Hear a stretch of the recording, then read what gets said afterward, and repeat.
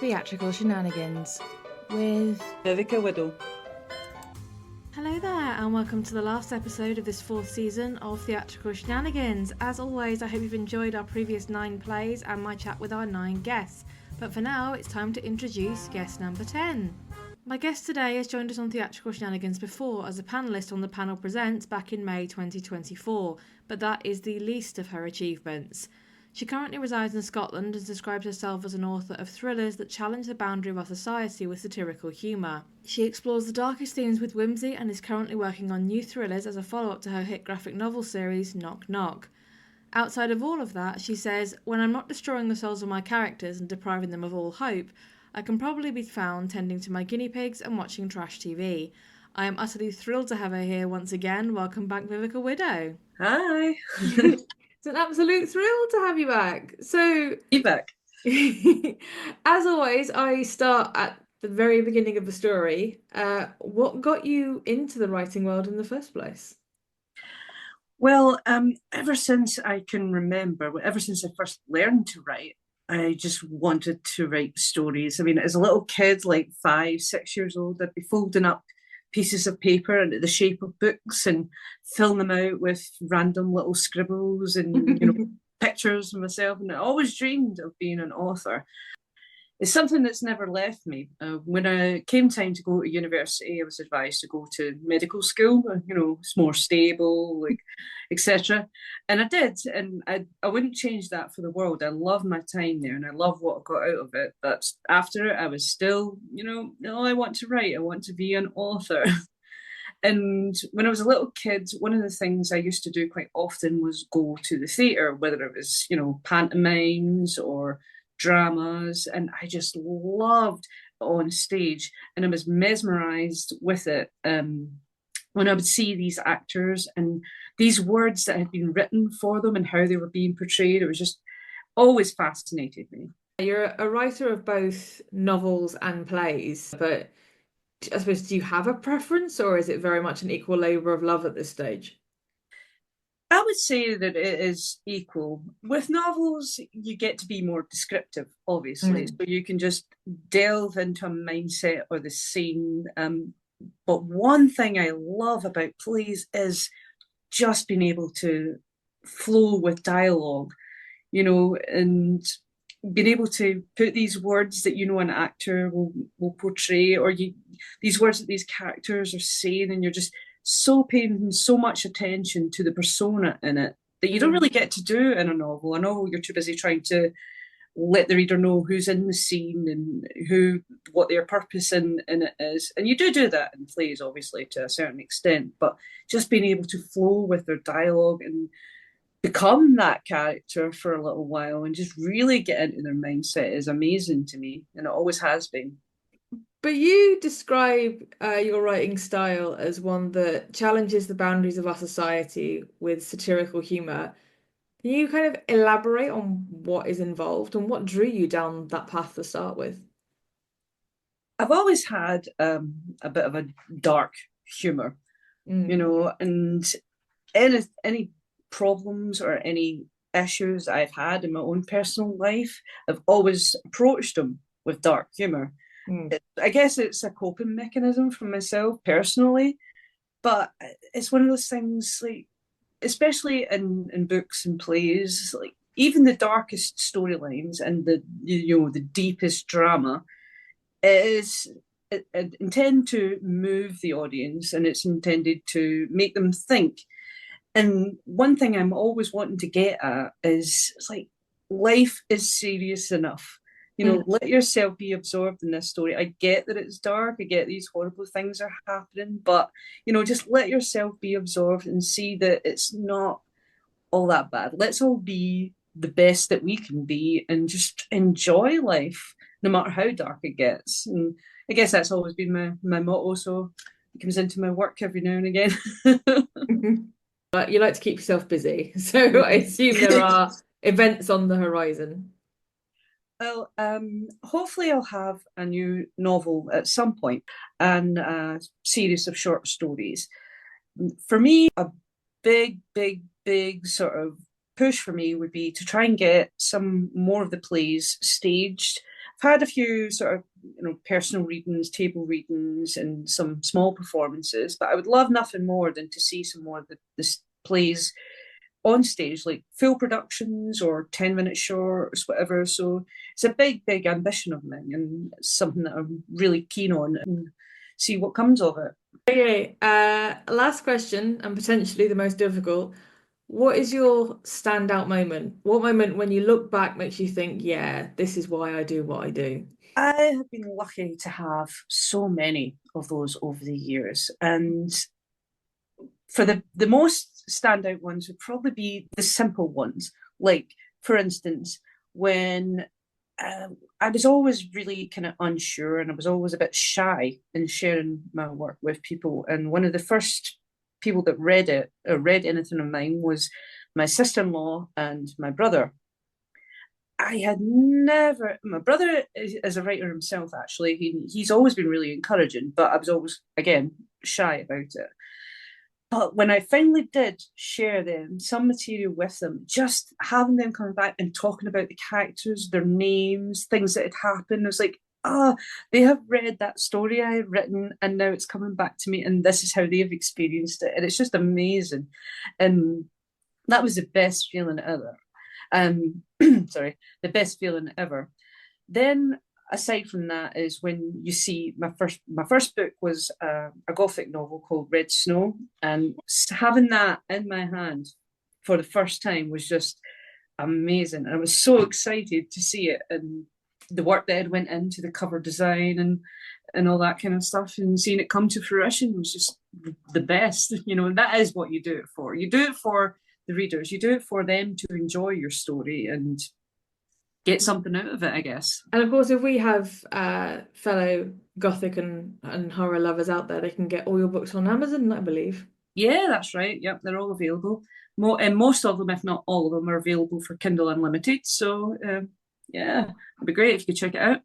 I say the link will be in the description. So if you're a gothic lover, that is for you. Now we move on to talk about our playwright and play for this final episode.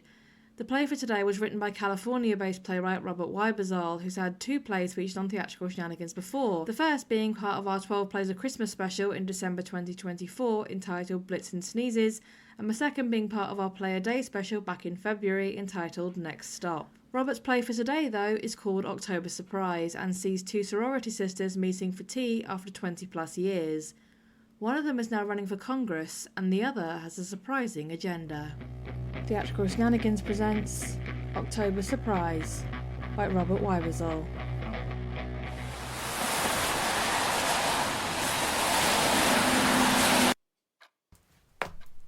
Just tell him he can't go. The election is 2 weeks away. None of my staff is allowed to leave, even for a funeral. Exactly. It's only his grandmother. Just send flowers.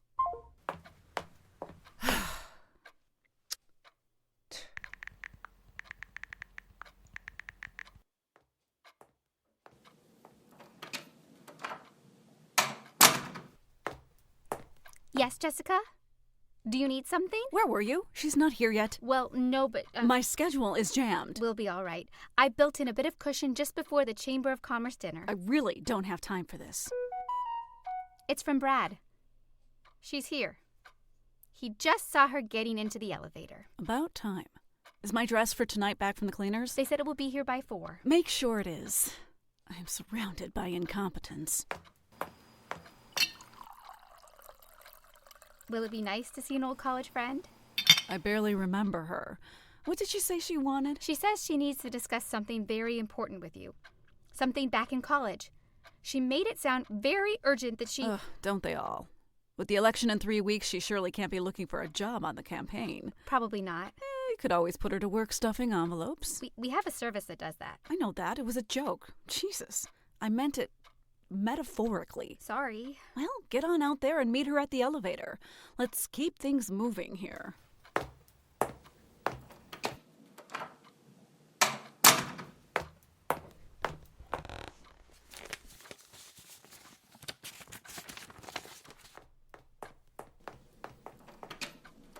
And then I switched to poli-sci at the end of my sophomore year. Really? I didn't realize you were alumna too. Yes. I graduated in the spring. I haven't been back in years. I'm sure the campus has changed beyond recognition. Not too much, I don't think. Jessica. Lauren, Becca was just telling me how she ended up working on your campaign. How clever of you to hire a Branson woman, as your assistant. Wouldn't have it any other way. Have to support the old alma mater, right? Besides, they don't come any better than Becca. I'm sure they don't. You can go, Becca. Let me know if you need anything. She seems like a gem. She'll do. I've never had to go through such high-level security to have tea with an old sorority sister. Sorry about that. You get used to it. Well, actually, no, you don't. Come, sit. Everything looks lovely. I was surprised to hear from you after all these years. When Becca said you'd contacted her. Almost 20 years. Imagine. I've ordered tea for us. Please, help yourself. I'm afraid I can't spare you a lot of time. They have me on a tight schedule this close to Election Day. I won't keep you. You're married, yes? Kids? 2. Jealous. I guess that wasn't in the cards for me. Your husband? Chris? Oh, you remember Chris. Do I? Sure. I started dating him junior year, econ major, soccer player. Ah, yes. I'm picturing spandex cycling shorts. That's him. He still rides on the weekends. You married your college sweetheart. That's so you. Give him my best. I will. You know, we can dispense with the pleasantries, Lauren. Let's not pretend. Pretend? What? Pretend that this is just a warm and fuzzy social call. Well, no. After 20 years, I'm sure you're dying to know why I'm here. Well, curious, yes. Did you even recognize my name when Becca said I called? Of course. Not immediately. I mean, you use your married name now, don't you? I used my maiden name when I called. I've met a lot of people in the last 20 years. I imagine it's hard to keep track. I remember you, Jess, okay? Now what's this about? What I have to say, what I plan to do, it hasn't been an easy decision. Becca said there was some issue. Something about when we were in college? Yes, back then, at Branson. Do you remember when we took that course together? Don't tell my constituents, but I've blanked out most of what I learned in college. The psychology of politics, or something like that, with Professor Fry. If you say so. It's all very vague. It was our senior seminar. What does any of this matter? Am I seriously supposed to believe that you have no memory of... Ancient history, Jess. Where is this going? So you're telling me you don't remember the final paper? I'm sure it was dreary. Come on, Lauren. Yours won the McGinnis Prize. Did it? Now you're being disingenuous. You know damn well it did. I'm not going to argue with you. Clearly you have the memory of an elephant. Have one of these cakes. The pastry here is to die for. The chef is from Vienna. Stop pretending, Lauren. It's not a good look on you, and not at all convincing. I honestly don't understand why you're going on about some paper I wrote as an undergraduate. Honestly? At the beginning of the millennium. Because I wrote it. What are you talking about? I wrote your final paper, or rewrote it. You begged me to. This is ridiculous. You came here today, after 20 years, to accuse me of, what, plagiarism? Not plagiarism, strictly speaking, but yeah, for taking credit for my work. Let's get something straight. And I'm not saying you wrote, or even rewrote, any paper of mine, but your story has some holes. Why would you rewrite my paper? Because you asked me to. And just because I asked you to, you rewrote my paper. Like some sap? No. There are pieces missing here, Jess. You were desperate. You were afraid you were going to fail the course and not graduate. And how would that look for a future congresswoman? I had no plans to run for Congress when I was a senior in college. Sure you did. Or make pre-law partner by 35, or run some Fortune 500 company. You were always ambitious. Is that what this is about? Ambition? The McGinnis Prize got you into grad school at Harvard. Don't be absurd. You begged me, practically on your hands and knees, to help you. So I did. This is pure fantasy. You've wasted your time coming here today, Jess. None of this matters. I have copies. Of what? The paper, your original and the one I rewrote. You don't. And I wanted to tell you, to see you in person, before I go public with this. Go public? What does that mean? The socials. I'm going to post it on Twitter, Insta, Facebook. Should we take bets on how long it takes to go viral? Why are you doing this, Jessica? What do you want? Is this any way to treat a sorority sister? Or any other woman, for that matter? Don't play the woman card. I've worked very hard to get where I am. I have a staff of 12 working to win me this seat, and God knows how many interns and volunteers. I'm ahead in the polls, but not by much. But you know all that, I'm sure. Why would you try to undermine my campaign? I'm trying to do some good here. That's so like you, automatically assuming my politics align with yours. Oh, so this is politics? You're one of them. Figure you can smear me because you have nothing better. It's not political. You don't even live in my district. How do you know where I live? Come on, now who's being disingenuous? You know my staff thoroughly vetted you before you were allowed in this room. So, you deny everything. Nothing to deny. I would laugh if I weren't crying inside. Don't do this, Jess. I figured the least I can do was give you a heads up, for old time's sake. So you would be prepared when it hits. What do you want? That should be obvious. Well, it's not. To any normal person, it would be. I'm really at a loss here, Jessica. Loss? Funny choice of words. Anyway, I'll probably wait a few days before I post the rest. There's more? Give it a news cycle or two, so it doesn't die. How long have you been planning this? This isn't you, Jess. Not me? Not the Jess I knew. Back at Branson. Did you know me back at Branson? I'm beginning to have my doubts. This is probably a good time to end this meeting. Let me have Becca show you. Needless to say, you wouldn't remember where I worked on campus. Jess, darling, I don't want to offend you further, but why would I remember something like that? The registrar's office. I worked in the registrar's office, my work-study job, as a part of my financial aid, all 4 years. Okay, I had forgotten that. If I ever knew. Oh, you knew. I don't think... You knew. Calm down. You asked me to change one of your grades. For a chemistry class you took for your science requirement, you only got a C, which was passing, sure, but it would keep you from graduating magna cum laude. I put my job in jeopardy changing that grade for you. That never happened. It did. I lived in fear that I'd get caught. I could have been thrown out of school or my diploma revoked. I had nightmares over it. Every once in a while, I still do. It never happened. But if it had, why? Why would you do such a thing? I thought you were my friend. It's hearsay. Your word against mine. You have no proof. Why would anyone believe you? Why wouldn't they? Not everyone is a card-carrying member of the cult of Lauren Hancock. You said it yourself. You're not ahead in the polls by much. Don't do this, Jessica. I implore you. You'll lay yourself bare for the media, and you'll come out looking like a fool. One of us will. What is it you want? I won't submit to blackmail, but what is it?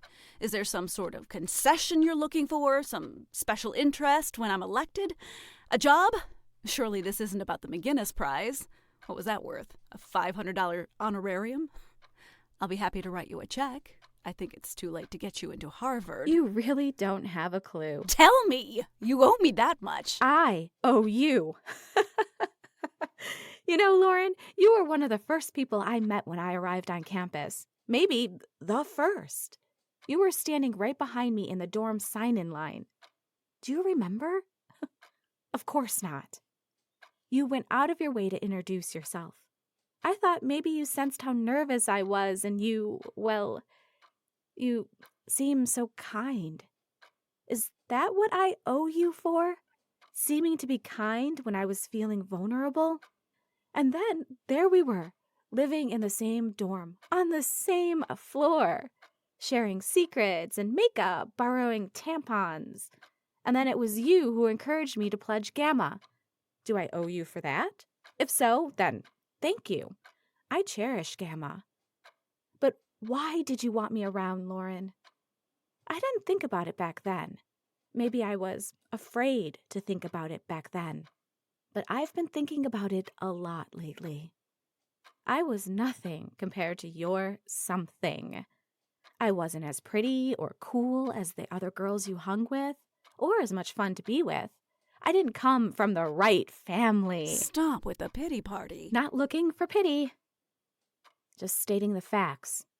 Why did you keep me around? Well, to use me, of course. To bolster your ego, I suppose. Would I wash a few things for you since I was doing my laundry anyway? Add a few things to my account at the campus store because you were always overdrawn. Rewrite your papers and change your grades? Worship the ground your $200 Uggs walked on. You were always too needy. Was I needy? Maybe I was. Which makes it all the worse that you exploited that need. We were just kids, still figuring out who we were. Playing grown-up. Sure, trying on different masks. Well, masks off, gloves on. You're making a mistake, Jess. I'm not needy anymore. I no longer need anything from you. Nor I from you. No? Maybe not. All you need are votes. That's all people are to you. Votes. I'll be going now, Lauren. Good luck with the rest of your campaign. This is really infuriating. You come here after 20 years with your twisted version of the past, making all sorts of accusations. You know what? I think you're just jealous of all I've achieved. I mean, we were both poli-sci majors, but here I am, running for the house, and you're what? A suburban stay-at-home mom who dabbles in charity work and a little politics on the side? 2 terms on the school board? Don't deny it. I know everything I need to know about you. You're petty, Jessica, and crazy, and anything you claim to have on me is just going to bounce off and stick to you. So give it your best shot if you must. Now, if you'll excuse me, I have somewhere more important to be. Finish your tea. The check's been paid.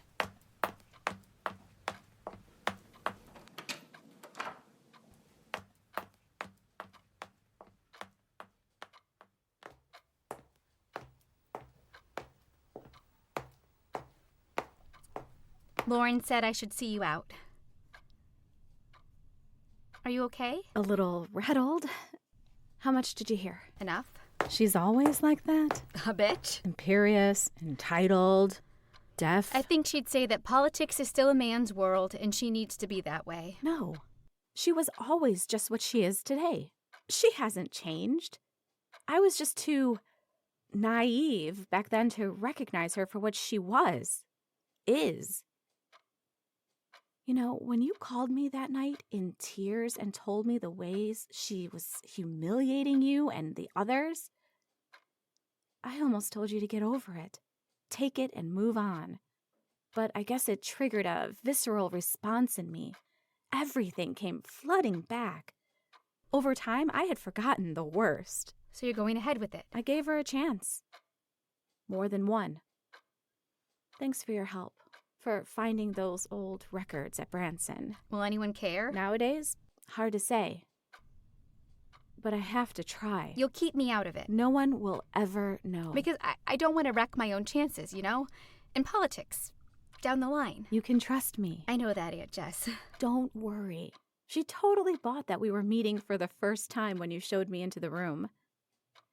You could switch to acting if the political career doesn't pan out. Politics is acting. Well, I should be off before she sends her security detail after me. Are you coming for Thanksgiving?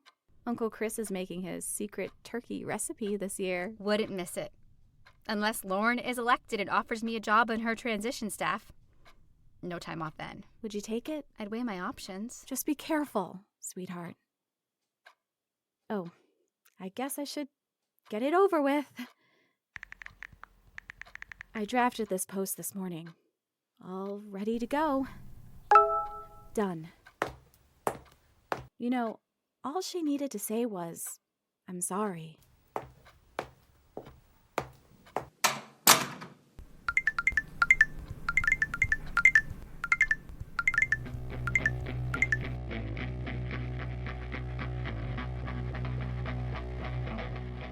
Well, I'd say that was a well-executed act of revenge. That was Jackie Floyd as Lauren, Dana Hall as Jessica, and Laura Hogan as Becca, with October Surprise by Robert Weibersall. Vivika, what did you think? I really, really enjoyed it. It's a 20-minute runtime, which for some people think, oh, that's quite short, but you would be amazed at what can be put on a stage in that space of time. And there was quite a few little twists and turns that kind of backstabbing atmosphere. I just love, I can't get enough of that. And it was put across beautifully. It was really, really well done.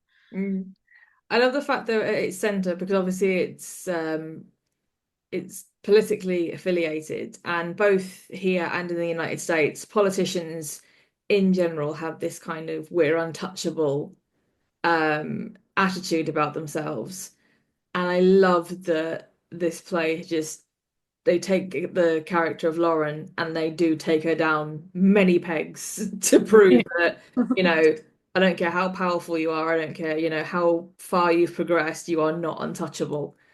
And I love it in the political climate that we currently face, both again here and in the United States. It's a really great message to hear, at least from my perspective.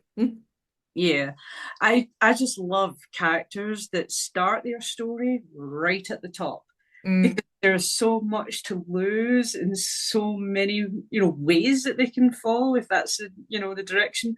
And in this case, it was fun to read. It's fun to watch, because when you've got these characters that can come across that obnoxious way that they're meant to be, then see them getting a bit of comeuppance. It's just it's what you go to the theatre for. Yeah. And you are drawn to dislike her almost immediately. It's like the fact that she's telling one of her workers that he can't go to his grandmother's funeral. And you just think this is just a vile individual. And as a result, you, as a listener, just enjoy hearing her get her comeuppance. Yeah, that's one of the things that I do love about drama, especially with that thriller edge, is because it's not these outlandish characters. It's not, monsters, ghosts, or anything like that. These are very real people. You could very well find yourself with a person like that as a boss, or a person like that and it's the realism that draws you in. It makes it so intimate as well when you're hearing it across. I think it's a very unique character choice as well to make them all women, because you see this kind of political backstabbing with men in TV and films all the time, but to have it as three women is, I think, a lot rarer, which makes it very interesting for me. Yeah, that is true. I did notice that as well, actually, that it was a full sort of female cast. It made it really interesting. It did make it really interesting. I mean, to me, that is what a true feminist undertone would be, is like being held accountable, be given the same opportunities, but also be given the same chance to be held accountable for your behaviour. That's equality to me. That's the real equality. And it was nice to have that touched upon in that play. And it was interesting to see how the characters reacted to it. I also did really like that kind of moment at the end where she's been through all this, she's got her revenge, but that was never what she started out with. Lauren could have spared herself so much kind of anguish and pain and all of this if she just acknowledged what she did and said, I'm sorry. But then it goes back to the character. She has that overwhelming arrogance of no one is more important than me and my career, and I'm not apologizing for anything. Yeah. So yeah, it goes from that sort of tense chaos of launching all this evidence at her and telling her exactly how she's going to go moving forward, to that tender moment at the end. And it's just like, I didn't want vengeance, I didn't want to humiliate her, all I wanted was an apology. And it's got a wonderful, almost gentle end to what has been an emotional roller coaster all the way through. Yeah, that is true.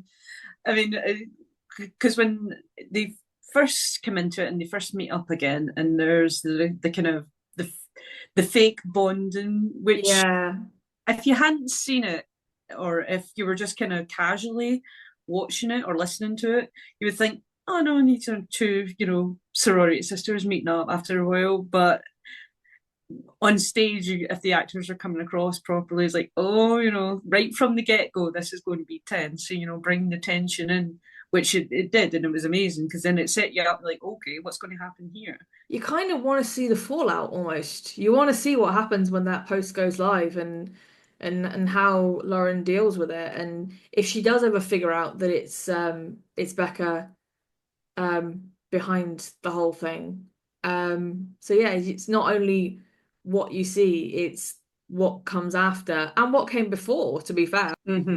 Well, see, I did think that you could easily get a full production out of it, at least from my perspective, because I really would love to have seen or heard more about what brought them to that point, and also what's going to come next, what's going to come of this, because these things may very well not play out the way that you would expect. Jessica could very well be shooting herself in the foot. This could come back on her in a bad way, especially if Lauren is well connected and well presented as she is. Yeah, it's like it, but that's a good way of leaving it off. I thought it's because it definitely leaves you wanting more. You want to know more, and it was very, very exciting conclusion. And I think leaving it the way they have does come back to what I said originally of that whole the powerful political figure not being as infallible as you think she is. And it leaves you with that almost satisfied feeling as well. Yeah. As an audience member, anyway. That's the beauty of it. It could go either way. Yeah. Generally, your audience would be wanting her to get the comeuppance and, a taste of her own medicine. But I guess I'm a bit cruel in my writer mind. I would be wanting to see just how bad this can get. Yeah. But you have said you do like to be cruel to your character. Yeah.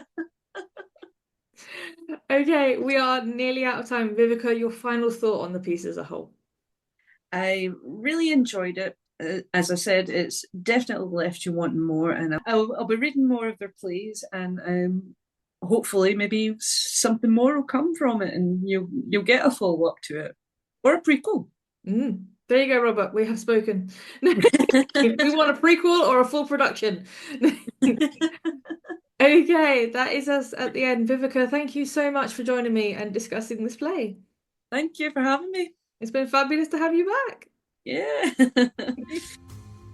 And that brings us to the end of this episode and indeed this season of Theatrical Shenanigans. I hope you've enjoyed our last 10 episodes, and if you have, be sure to tell us so with a like, follow, share or comment on Facebook or Instagram.